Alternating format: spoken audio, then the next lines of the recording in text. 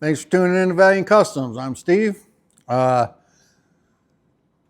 video was about doing body work on a Loadstar dash that is it's going in a Loadstar cab, but it's going to have Duramax gauges, lights, four-wheel drive buttons, stuff like that. And at the end of the video, I sent it out with my friend Andrew. That's who the dash is for.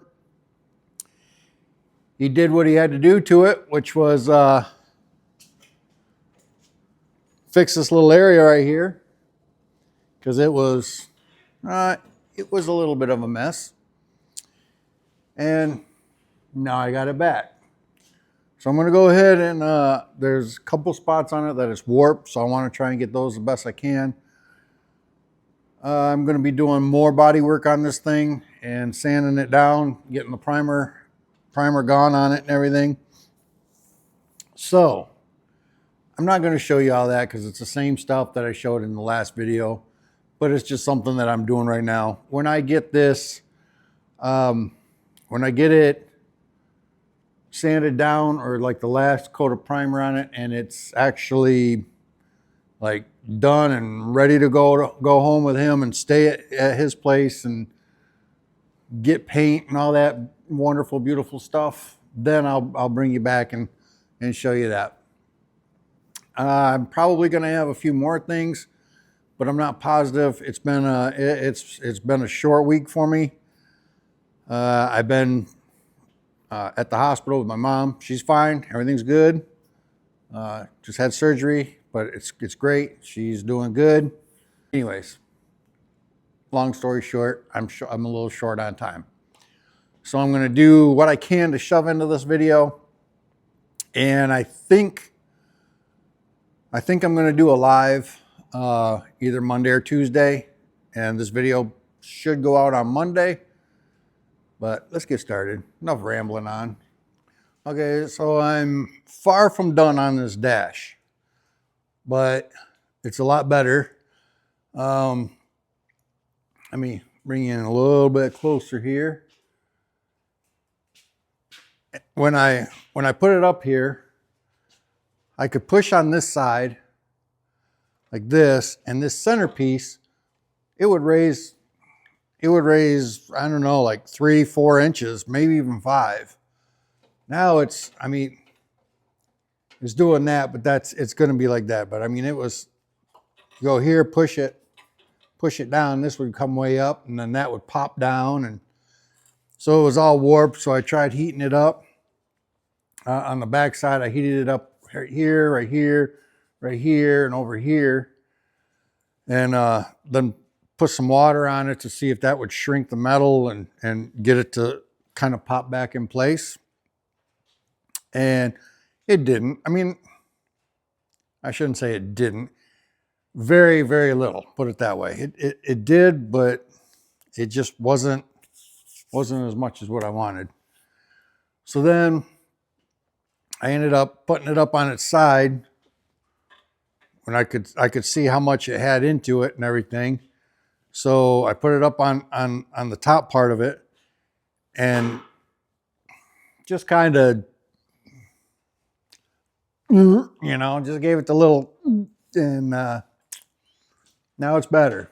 I mean, it's a little bit right here, but I think once it's bolted down on the inside of the cab, this is going to stiffen right up. Plus I cut this so that it would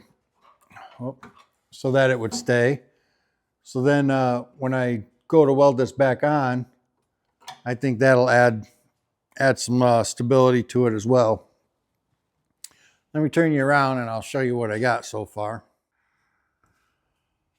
I did, put fiberglass in here, put fiberglass right there. Then I went ahead and I sanded everything. I sanded the glove box. These holes are for the plate. There's a plate that goes on here that shows you how the transmission and the Loadstar works and stuff like that. But that's pretty smooth. And this is pretty smooth. I mean, you can see some of my low spots there. And but they're not too bad. I really think that one more coat of fill or primer will take care of that. This side looks awesome. I'm real happy with this. I mean, it's got a little ding right there that I think will fill in. And it's got a low spot right here. But other than that, I mean, it's, for what I had, it's a lot better. It looks awesome. So, like I said, I'll probably, when I finish this part here and this over here, and I put primer on that, then I'll probably put primer on the whole thing to fill in all these little marks here. I was talking with Andrew today at work, and I told him, I said, your dash is pretty warped.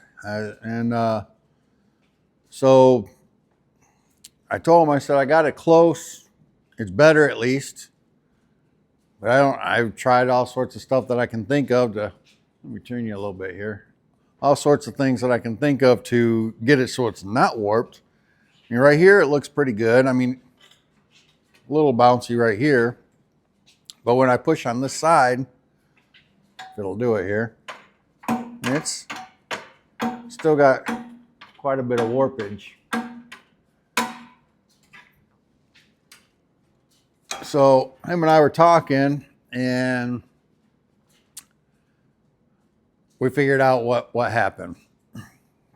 Because he did take his time, or at least the first time when he put the piece of metal in here, he took his time and put a couple tacks or, spot welds, and then left and came back and tacked it a little bit more and left and back and forth so that he didn't put a bunch of heat in here. But when you tack something in like this was all cut out and everything, which shows in the video, but, it shows what I started with. It didn't show cutting it out or anything. But when you tack this piece in and everything, not even on but just in general on everything, you want to make sure that everything is level. My workbench, I have both these workbenches set up the same because let me see if I can show you. Oh yeah. So I got the same amount of chain link or, links in there so that they're at the same height. At his shop, he doesn't have that accurate of a place to set it or whatever. I don't know. I'm not sure exactly how he had it, but basically when he cut this out and he welded it in, things were not sitting level on the bench like so. So when he cut this out, this end might have been sagging way down. I don't know if I might be able to imitate it a little bit. So kind of like that. Must have been a little bit worse. See, you guys don't really see it real well here, but does that show it better? Can't tell if that shows it any better or not.